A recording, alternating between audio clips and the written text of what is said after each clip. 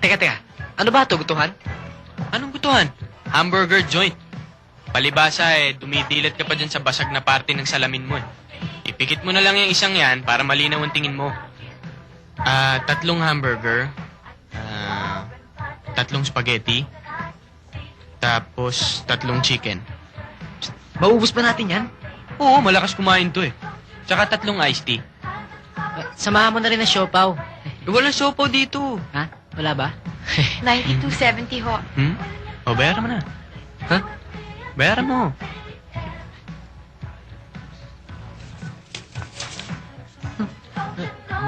Magkano? 92.70 po.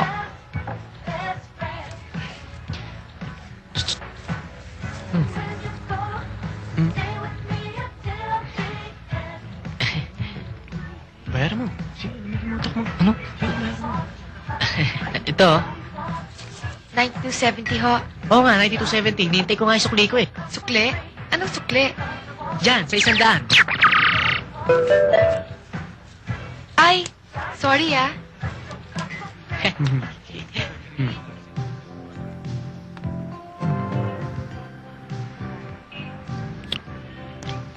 Alam ko na, Ivan. Hindi ka pwedeng humingi ng 1 o 2 milyon dahil nasa nasa Article 4, Paragraph 2 na hindi ka nga pala pwedeng humingi ng isang bagay na galing sa wala. Bakit naman yung kapitbahay namin? Sarhento lang yun. Pero meron siyang bahay sa Corinthians. Ang sinasabi ko, yung taong yun, noon, wala yun. Pero ngayon, milyonaryo na. Ibang bagay naman yun Makinig ka. Mamaya, bibili tayo ng ticket ng sweepstakes. Kahit na anong numero, isang buo yun. Ngayon, paglabas ng numero ng first prize, papapalitan natin yung numerong nakuha natin.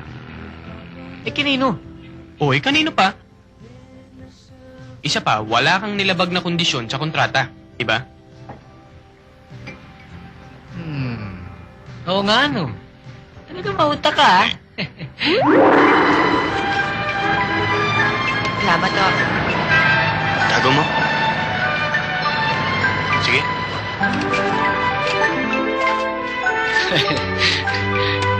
Teka. Hindi tayo ngayon dapat umuwi gantong ayos. Kailangan ibalik natin dati nating suot. Oo nga, Dito tayo. Baka may mga tao dyan. Ivan, bakit? Teka, yung ticket, hawakan mo na. Baka masama pa yan sa mga damit pagka sinoli mo. Pag nahala tayo ng 3 duwende, baka masira pa ang plano natin. Muntik na. Okay? Elvis Travolta, Boy George. Boy George Travolta, Elvis.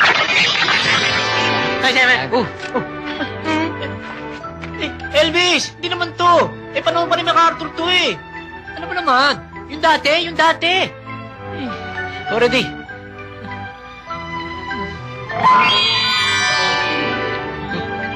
Yun. Thank you. Ayos. Tayo. Talaga? Naglagay nito. Ay, pare. Sunny, nag-iisa ka yata. Charlie. Alam niyo naman suspendido siya, di ba? Oo nga pala. At alam niyo naman kung sino ang dahilan, di ba? Di ba, Ale? Sa Lunes, susok pa na yan. Kanan nga Hindi Ano ba nangyari sa salamin mo? Basag nga Hindi. Hoy, tarantado ka rin, ano? Napagtawanan ka lang, binasag mo ng kotse ni Charlie. Sandali. Binasag?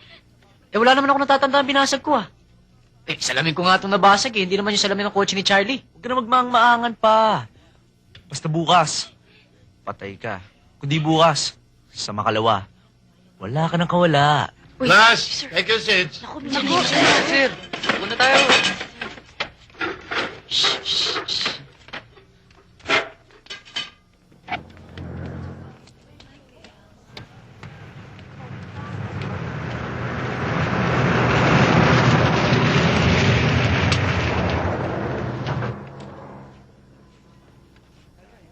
Pare, yabang O bakit? Bagong kotse na naman ang dala.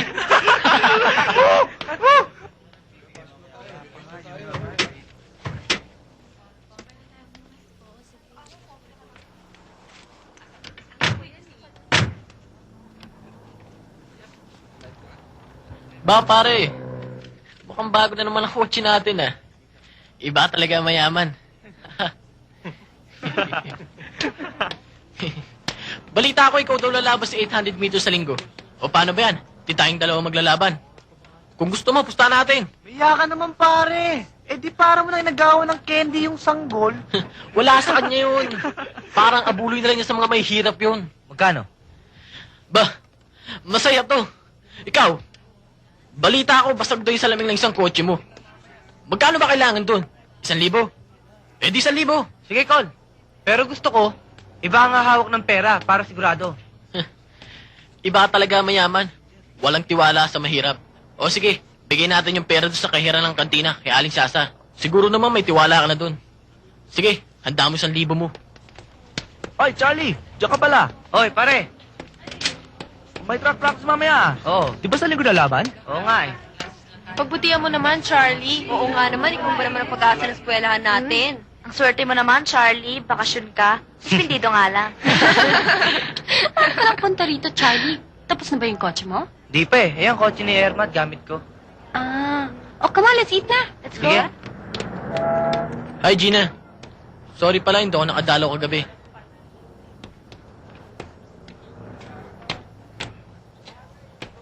Suplada nito ah. Makikita mo rin. Sige, pipiliin ko sa inyo kung sino magaling para isali, ha? Sige, mag-warm up kayo.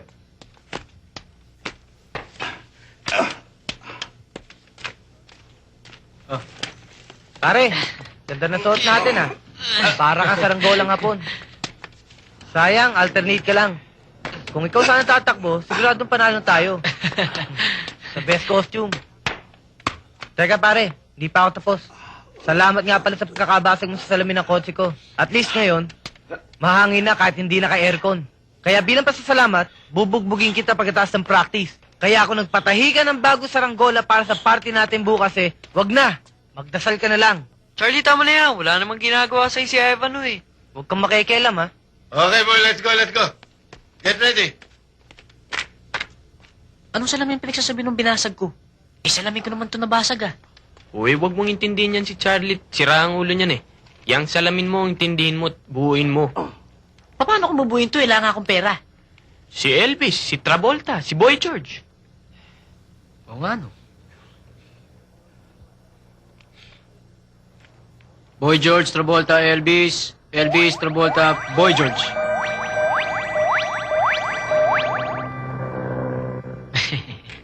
Bakit ganun?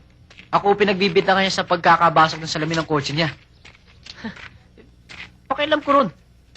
Siselos lang yun dahil kay Gina. Kaya tuloy sa'yo binibintay yung pagkakabasag ng salamin ni Charlie. Huwag mo nang isipin yung si Charlie. Ang isipin mo, yung party natin bukas. Wala pa tayong susuot nun ah. Dali lang yun.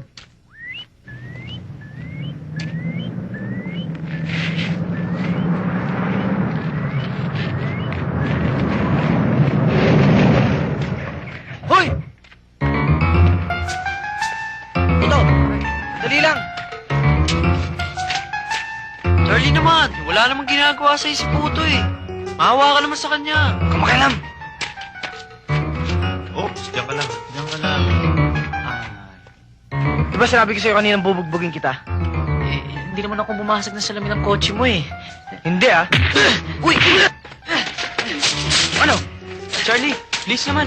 Wala namang ginagawang masama sa'yo si Ivan eh. Oo nga, Charlie. Ba't naman gagawin sa'yo yun? Tanda mo, di pa tayo tapos. Tayo! Wala naman pala sinabi. Oh, lang pa eh. Dapat nga po itong pangalan yan. Tara na.